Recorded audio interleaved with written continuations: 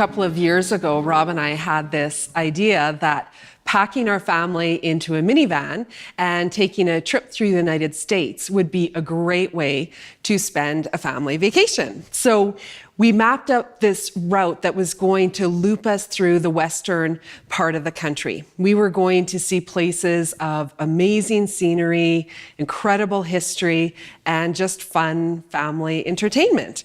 And so the more we planned, the more excited we got. And so we thought, let's take our plan to the next step. And we started crunching the numbers. Was there any way that our dream could become a reality? And it looked like, no, it wasn't going to be easy, but just maybe we'd be able to make it happen. And so we were pretty excited about it. So we decided to call a family meeting. And so we got the kids together around the kitchen table and we pulled out the atlas. And I know that sounds a little bit last century, but I love my atlas. And I can honestly think of no better way to see a place without actually being there than through my atlas. So anyway, we pulled out the atlas and we showed our kids the plan. And Rob and I, we were so excited. We were just talking over each other in our enthusiasm. And we kept reminding them, like, kids, this is just a plan. Like, it might not happen, but what if it could? Wouldn't that be incredible? And so finally we were finished and we took a deep breath and we're like, all right, what do you guys think? And instantly pandemonium just broke out. And so one of the kids, he was trying to break the trip down into these small segments, and he had about 1,000 questions about each small part of the trip. And it was pretty clear that he understood the plan. He just wanted to know how it would impact him specifically, and he wanted some say in how this plan was carried out. Another one of the kids was asking a lot of questions, but it was pretty clear from the questions, this one did not have a clue about the plan whatsoever. And then there was the other two. They immediately started wailing the second Rob and I were finished talking. They were fueled by fear, and they just wanted no part of this plan at all. To them, the Grand Canyon, it was just a gaping chasm of death. And the Pacific Ocean, it was just a shark-infested feeding ground. And the places in between, they were just rife with other dangers like sinkholes and tornadoes and fault lines and possible tsunamis. And I guess that's what we get for trying to keep our kids' television viewing more weighted to the educational channels, because they knew statistics about natural disasters that I didn't even know existed.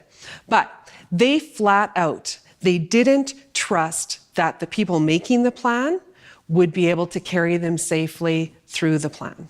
By the way, that was a great confidence booster as their parents. But needless to say, the family meeting, it didn't go at all like we expected it would. And part of the reason for that was that each of the kids, they responded to the plan and to the people making the plan differently. Jesus, he was preparing his disciples ahead of time for the plan, for what he knew was going to happen. And their reactions to his words of preparation, they were just as different as the different personalities involved. When Jesus said that it was time for him to go, then Peter's like, well, I'm going to go with you. He wanted to control part of that plan. And Thomas, he admitted, I don't know where you're going, much less how we're supposed to get there. I don't understand the plan. And Philip, he was having a hard time connecting the plan with the one who made and controlled the plan. And yet Jesus lovingly and patiently just kept reteaching these same men these same lessons. And today we get to the place in John's gospel where it looks like the plan, it is falling apart. It seems like the planner, he isn't going to be able to carry this plan out safely, because how could Jesus getting arrested and crucified be part of the plan? But as we've seen throughout John's gospel, God's ways, they aren't our ways. And his plans, they don't always seem clear, not even good at first glance. And it can be hard to trust when we just don't understand. And that's why, as Jesus faced his trial and his execution as his future began to look really grim. Those close to him who thought they knew, wanted to understand, they began to waver. Was this the plan? And if it was, could they trust it? But God's plan, it was going to be carried out to perfection. What about the people involved? How were they going to respond to their part in God's plan? And so we're getting to John 18 today, the part of Jesus's trial. But before we get into it, we're going to look a little bit more closely at some of the key players who had roles in this plan as it was carried out. We're going to start by looking at Simon Peter, and he's one of my favorites. He's the guy who often says what he's thinking before he even understands what he's thinking. And he would have been the leader of this group of disciples after Jesus. And Peter is mentioned for the first time in the first chapter when we read that his brother Andrew is the one who brought Peter to Jesus. And in that first encounter, Jesus gives Peter a new name, because his birth name was Simon. Peter, it was just a nickname, and it wasn't even a proper name at that time. Jesus gave him this nickname, which came from the word rock. And the Jewish patriarchs like Abram and Jacob, they had both been renamed by God as a sign of their special calling. And so in the same way, when Peter comes to Jesus, Jesus says, "You, Simon, are going to be called Peter, rock." Isn't that huge setup for potential right there?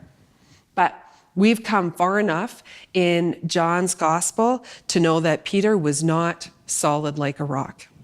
We saw in John chapter 6, it looked like he had this brilliant moment where he confessed that Jesus was the Christ, the Son of God. But we get to chapter 13 and there's the whole, "No, you're not going to wash my feet." And what? You have to wash my feet so I get a part with you? Then, don't wash my feet, wash everything. And that's where he had the episode at the table where he's trying to get John to ask Jesus, find out who's the one that's going to betray you. And that's the night where Jesus tells Peter, "You are going to deny me." And Peter, he boldly and confidently says, "Oh, no, I'm not. I'm going to die for you." He thinks that he is strong enough to do this on his own. People, they look to him as the leader. And so he comes into the situation thinking that he has control of the plan, and if he just gives it everything he's got, it's going to be enough. But he has no idea the magnitude of the events that are about to happen. So that's Peter. And then we see John, the beloved disciple, the witty and articulate author of this gospel. And Peter, he's held up alongside James, the half-brother of Jesus, as one of the leaders in the early church. But there isn't a lot of mention of John past the first couple chapters in the book of Acts. Every time that he's referenced alongside Peter. And after chapter 8, he isn't referred to at all, except for in Acts 12:2, where it says that his brother James was martyred. And so Peter, he is referred to more than 20 times in each of the Gospels.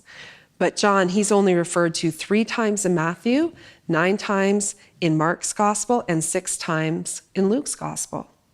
And John never even refers to himself by name in his own gospel. He seems quiet and content to just stay in the background. But John had also been given a name by Jesus. And I just love what Jesus named him. In Mark 3:17, we read that Jesus called John and his brother James the sons of thunder. And one time, these 2 brothers, they went to Jesus and said, "Jesus, if we ask you for something, will you give us whatever we ask for?" And then they asked if each of them could sit on one side of him when he got up into glory. Talk about a bold request. It's almost like they were thinking, hey, we're from a wealthy fishing family and we're making some assumptions here about place and privilege. And another time, John, he tries to stop somebody from casting out demons in Jesus' name because this person wasn't part of their group of followers. And then this other time, James and John, they ask Jesus if they should call down fire from heaven to consume the people who don't believe in Jesus. Doesn't that sound like a very different John than the one whose perspective we're reading this gospel from? Doesn't it sound like maybe just like Peter, he had some visions of being able to manipulate the plan as well? And don't you think both Peter and John, they just show the transforming power of the Holy Spirit in their lives? So that's Peter and John, and then we get to Judas. And proximity to Jesus, it changed Peter and John. It changed how they responded to the plan, but it didn't change Judas, the one who was willing to betray Jesus with a kiss. And we read in John 12 that Judas, he didn't care about the poor. He was a thief. And being in charge of the disciples' money bags, he would just help himself to whatever he needed and wanted. He was near Jesus and he knew Jesus, but neither knowledge nor proximity changed Judas. He never bought into the plan. And then there's the high priest, Joseph Caiaphas. He was appointed to the position of high priest by Rome, but he was the son-in-law to Annas. And Annas had been appointed by Rome to the position of high priest in 6 AD.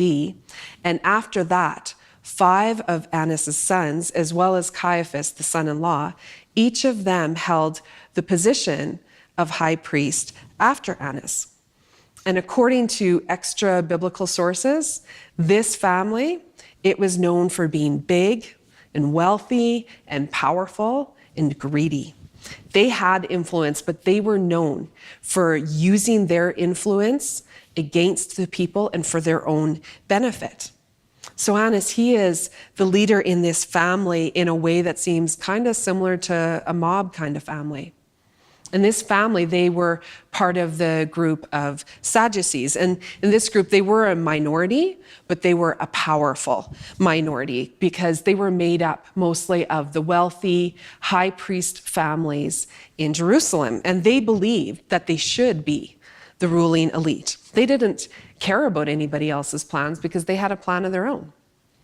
And as Sadducees, they did not believe in the resurrection of the dead. And so it was after Jesus raised Lazarus from the dead that Caiaphas, he spearheads with increased intensity this plan to have Jesus killed.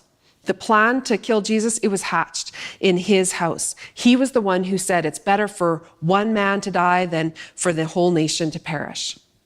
Caiaphas, he was not willing to have his beliefs questioned or challenged. He wanted any opposition to his beliefs destroyed. And as the high priest, he would have been in charge of the temple. So that means he was in charge of the temple police, and he was also in charge of the temple treasury.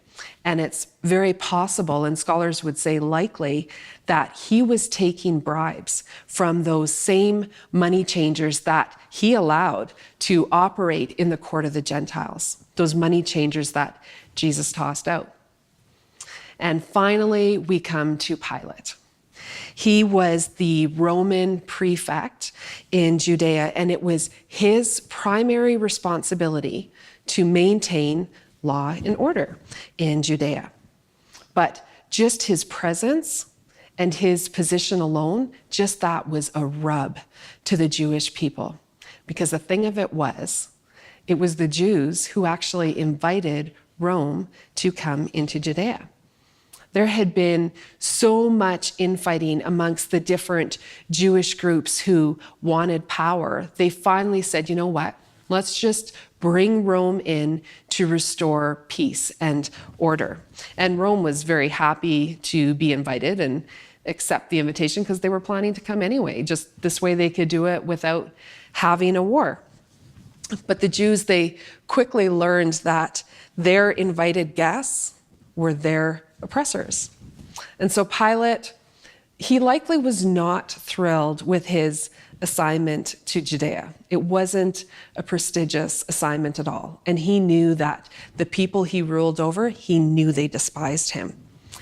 And so according to Jewish historians, Pilate, he was one of the most hated representatives of Roman rule in the whole land of Israel because he was known to intentionally antagonize the Jews. And when Roman politics were in his favor, he could get away with doing that. But when the political tides turned, as they inevitably always do, he was forced to walk this tightrope about keeping the Jews happy enough that they didn't riot and Rome happy enough that their interests were being taken care of and protected. And so Pilate knew he lived in precarious times and among unpredictable people, and he could not care less about a plan. All he wanted to do was stay alive long enough to get out of Judea. And so these are some of the different people and their motivations that are setting the stage for this trial that John's whole gospel has been leading up to, the trial of Jesus. Each of these players, they thought they had power and control, or they wanted to at least, but they would quickly learn that this plan that had been set in motion, it was entirely out of their hands. And so we're going to get into the trial of Jesus today, starting in John 18, verse 1, and we're going to read to 19:16, and it's a long passage. So we'll just work our way through it. But starting in John 18:1 with the trial of Jesus, it says, when Jesus had spoken these words, he went out with his disciples across the brook Kidron, and there was a garden which he and his disciples entered. Now Judas, who betrayed him, also knew the place, for Jesus often met there with his disciples. So Judas, having procured a band of soldiers and some officers from the chief priests and the Pharisees, he went there with lanterns and torches and weapons. Generations earlier, King David, he had also crossed this brook, and he did it while he was running for his life from his very own son. And on this night, Jesus, he crosses the brook Kidron, and he knows he is about to be betrayed by somebody who is really close to him, somebody who had been near him. And it's important that we catch the intimacy in this scene, because Jesus on this night, he took his followers to a place that was very familiar to them. It says that Jesus often went to this place to pray. And so he's taking his disciples to their place. And when you hear the phrase, their place, does that conjure up an image for you? Because I know it does for me. Rob and I, we had this restaurant, and that was our place. And we went there regularly. That was our go-to place. We spent hours there dreaming and talking and planning and visiting. And so when they finally closed the doors and shut the place down, it felt like a loss for us. And we still feel it today. Every time we drive by where it used to be, we're flooded with memories of our special place. And on the night that he knew he was going to be betrayed, Jesus took his followers to their place. And his betrayer knew to look for them there.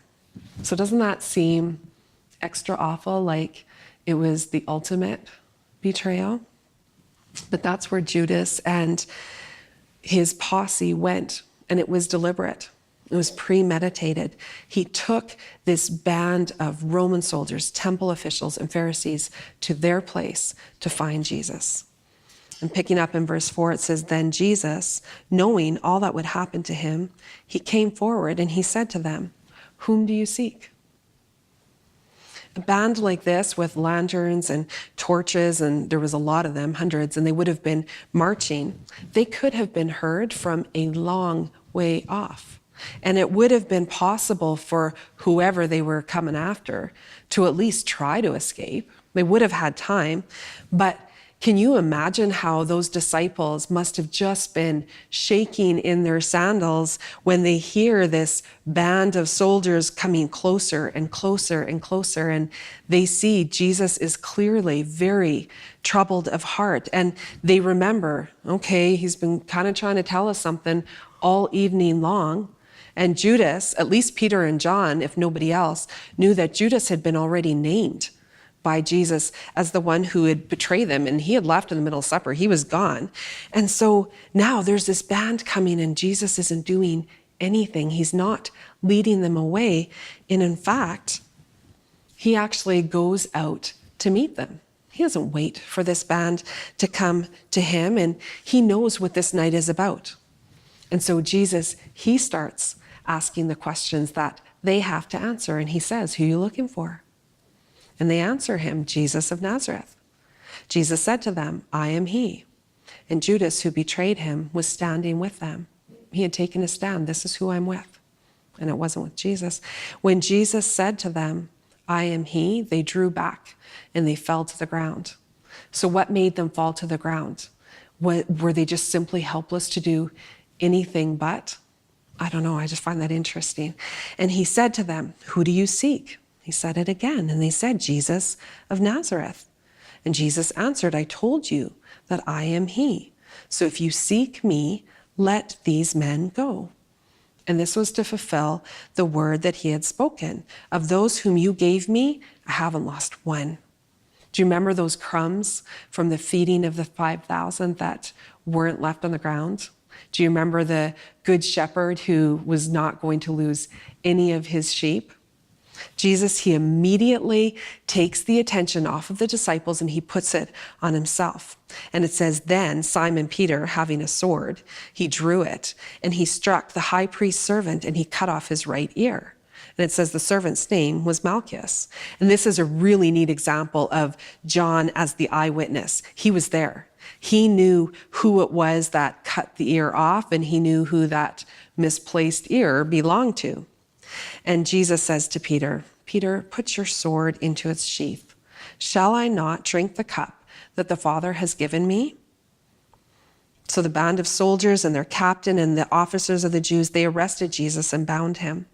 First, they led him to Annas, for he was the father-in-law of Caiaphas, who was high priest that year. It was Caiaphas who had advised the Jews that it would be expedient that one man should die for the people. So this is only an informal hearing because Annas doesn't have any real power, but it just gives us a behind-the-scenes glimpse into who really has the power in that family. And so it says in verse 15 that Simon Peter followed Jesus, and so did another disciple. And since that disciple was known to the high priest, he entered with Jesus into the courtyard of the high priest. But Peter stood outside at the door. So the other disciple, who was known to the high priest, went out, and he spoke to the servant girl who kept watch at the door and brought Peter in. And so this other disciple is John, the author of this gospel. And clearly John, he came from an influential family because he's known to the high priest. And the word known here, it doesn't indicate just knowledge of. Like, it's not like they just recognize John like, oh, hey, this is the guy that brings us our fish for supper. The word known, it indicates relationship, that there was a relationship that existed between the two parties. And so because John had some sort of relationship with this high priest family, he has access. And so he uses his access to get Peter in as well. And the servant girl at the door, she says to Peter, you also are not one of this man's disciples, are you? And he said, I am not.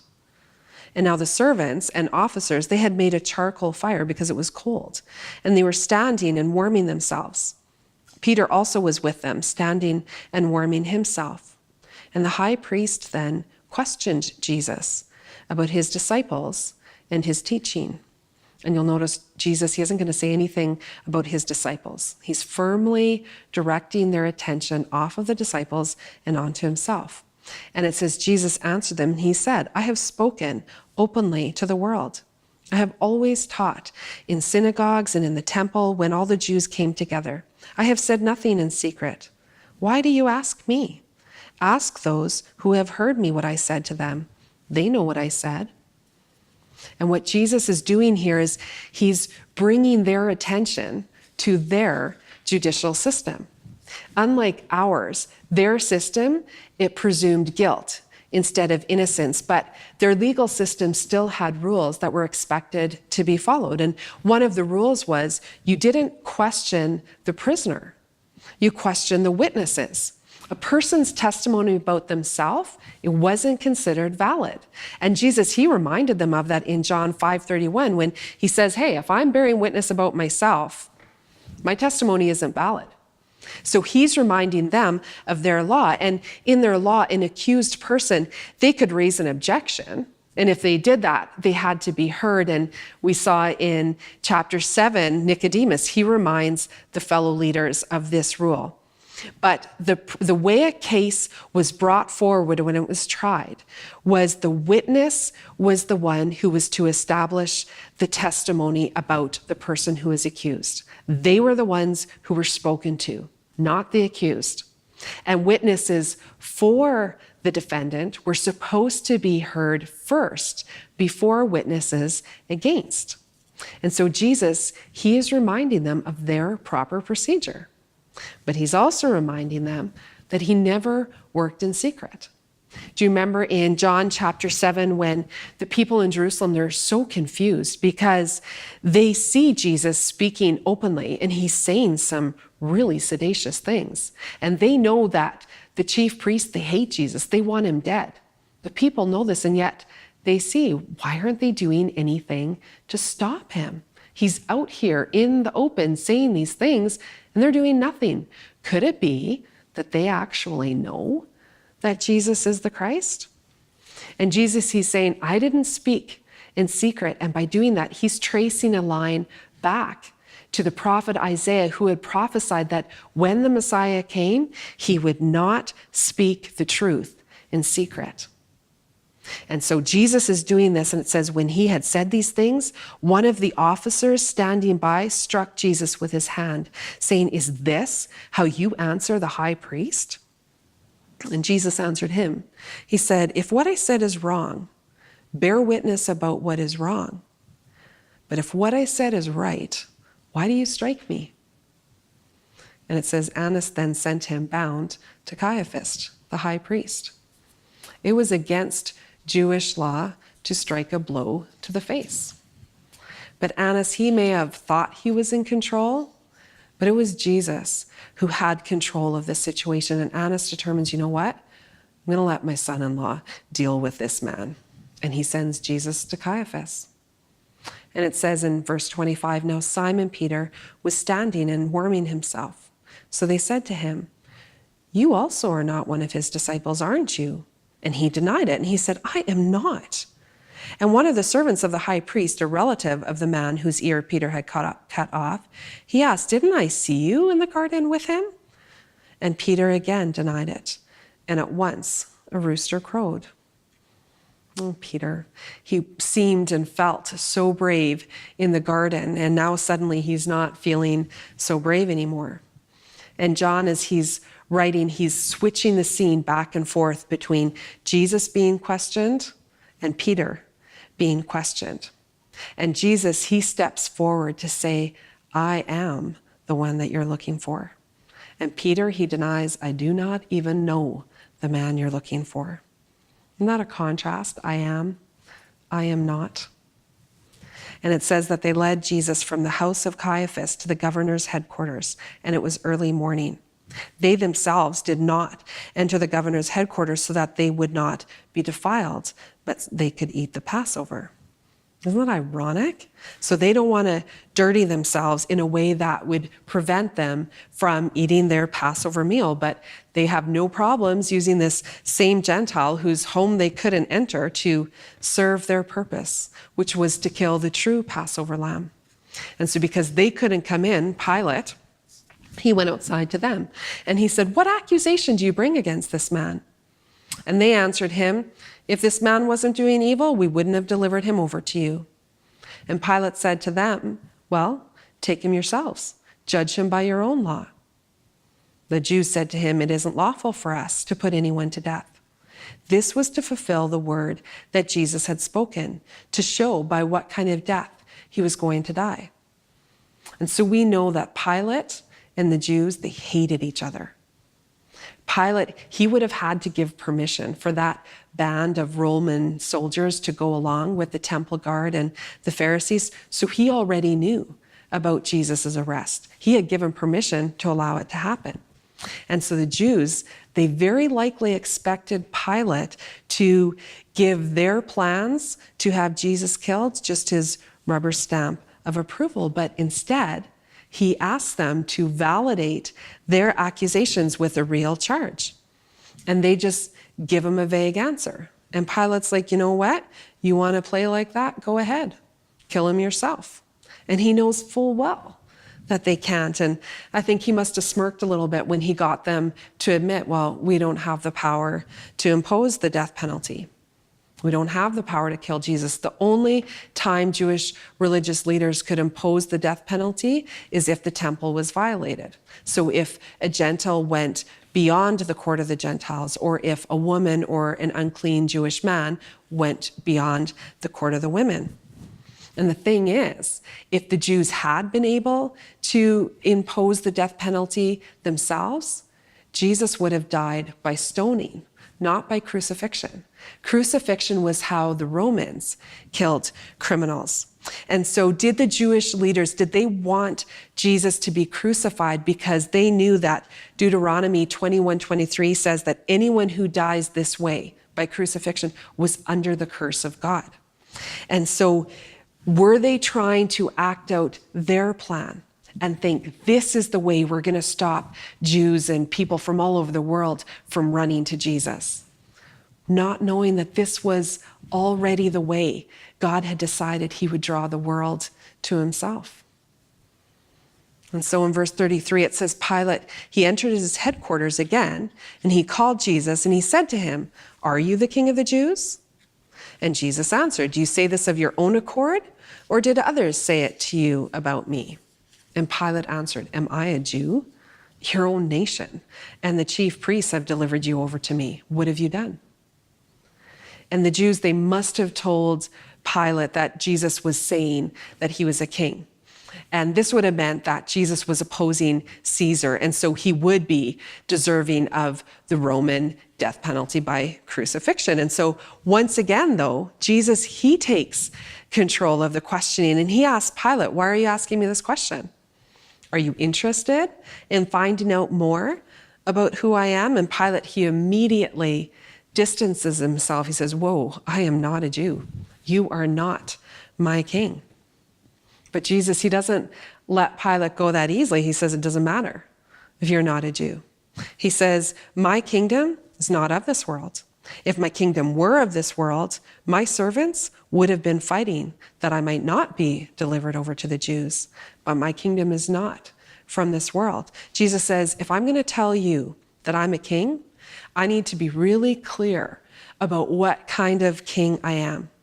And your race, it doesn't matter, because that's an issue of this world. And my kingdom, it isn't a kingdom of this world.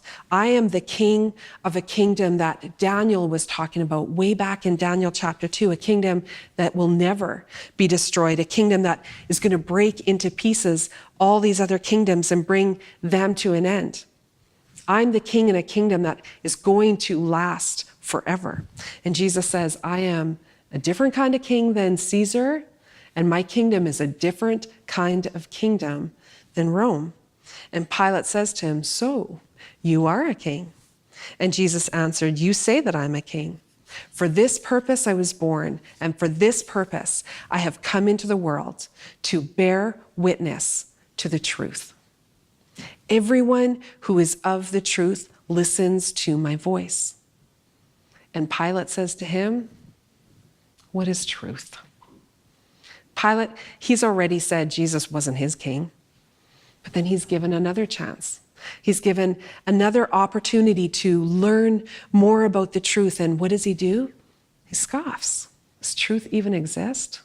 Does it matter? Either way, I'm not interested. And after Pilate had said this, he went back outside to the Jews and he told them, I find no guilt in him.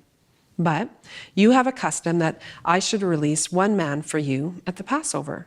So do you want me to release to you the King of the Jews? And they cried out again, not this man, but Barabbas. And now Barabbas was a robber. And the name Bar-Abbas, it means son of the father. And this is another case of extreme irony. The Jews, they are asking for the release of the son of the father in exchange for the death of the true son of the father. And history tells us that Barabbas, he was a zealot, and he blatantly opposed Rome's authority.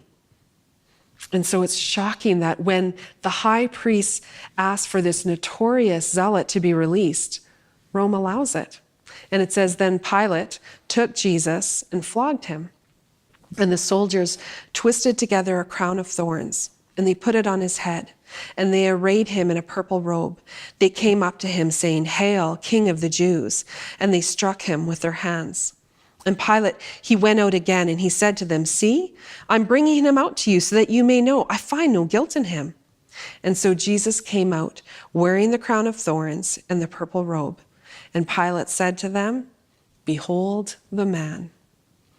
Pilate, he is mocking the Jews with this phrase. He is saying, here's your king. This is how pathetic you guys are as a people, that this man who is beaten and bloodied and disfigured and in obvious agony, this is your king. And when the chief priests and the officers saw him, they cried out, Crucify him, crucify him. And Pilate said to them, Take him yourselves and crucify him.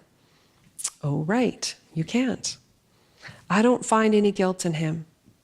And the Jews answered him, We have a law, and according to that law, he ought to die because he has made himself the Son of God. And so all their other laws regarding how a trial should be conducted, they were ignored. They ignored the fact that according to their law, the members of the court, they had to vote individually, not by acclamation, not by shouting out in one voice, Crucify.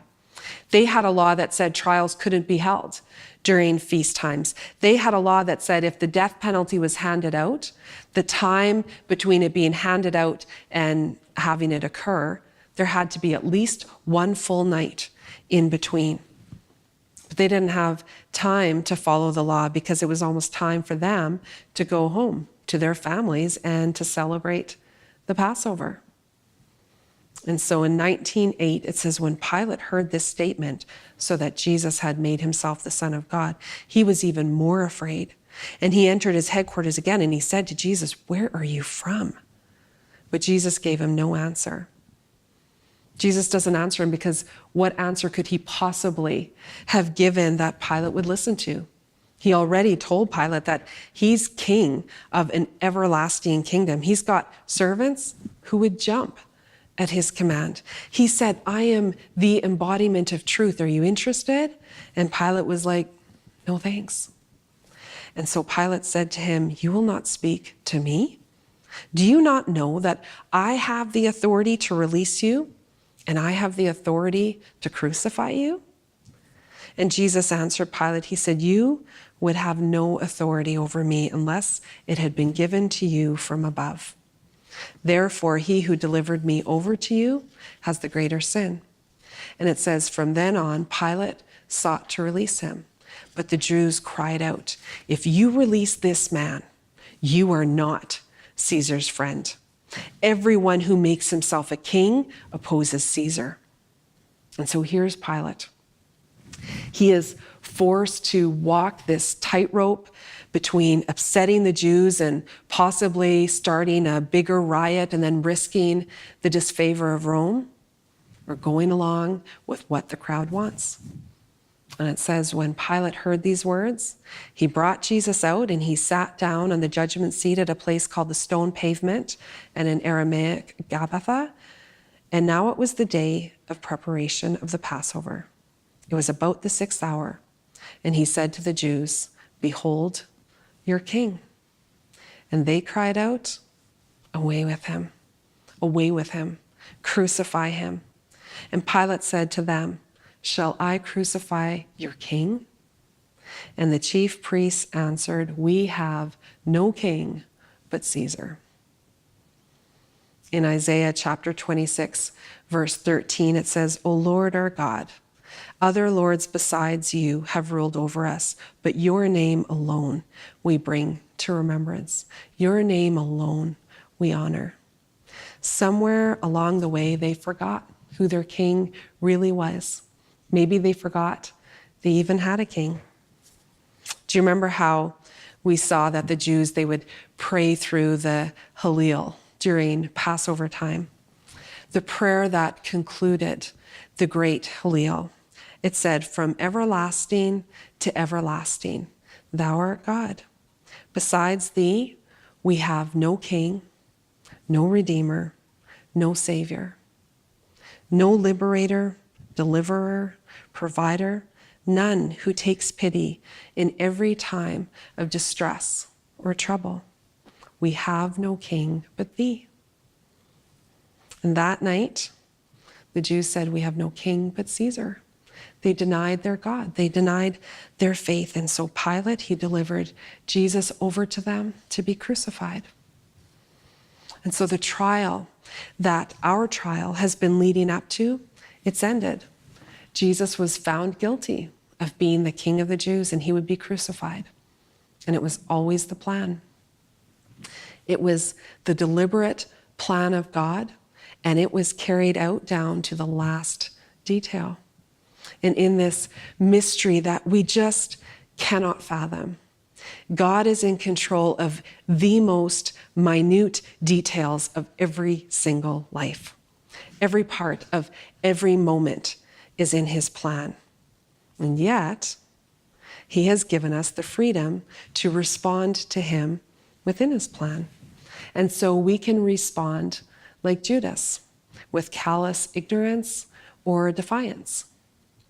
We can respond like Caiaphas and just disregard his plans for our own. Or we can respond like Pilate without any hope that there even is a plan. We can come to varying degrees of knowledge or closeness to Jesus, but end up deciding, you know what? Whatever we've got going on is better than what Jesus offers. Or we can respond like Peter and like John, with imperfect understanding and stumbling towards Jesus, but better that than away. Stumbling towards him, knowing that what he offers, it's better than anything and everything that we could possibly have going on, and so desiring to submit our plans to his. Do you remember the first words that we heard Jesus speak in this gospel? What are you looking for? What are you seeking? Jesus, he asked that question to the crowd that came to arrest him. Who are you looking for? And we're going to see in our homework this week that this is the first question that the risen Jesus asks to the person who is the first eyewitness to his resurrection. And so let's end today by asking ourselves that same question. What are we looking for? And can the answer be found in Jesus? Father, you have said that if your people who are called by your name would humble themselves and pray and seek your face and turn from their wicked ways, that you would hear from heaven and forgive their sin and heal their land. You've said that those who know your name, they put their trust in you because you don't forsake those who seek you. And you said that if we seek you, we're going to find you if we seek you with all our hearts. Lord God, you came to seek and to save the lost, but sometimes we are so busy trying to live our lives in our own ways that we lose them. And your plan is to draw us to you, and so we come, seeking to know you, to be changed by you, and to surrender our plans to you. We come in the name of your Son, Jesus. Amen.